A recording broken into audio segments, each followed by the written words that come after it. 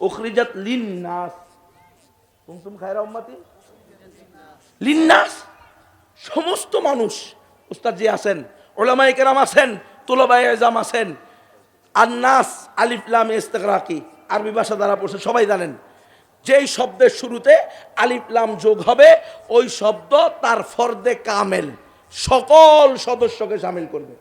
আন্নাস মানে সকল মানুষ। তাহলে হিন্দু, বৌদ্ধ, খ্রিস্টান, অমুসলিমরা, গাড়োরা, এরাও মানুষ না? মানুষ না? এদের কাছেও দ্বীনে হকের দাওয়াত, তাওহীদের দাওয়াত, ইসলামের দাওয়াত কারা দিবে?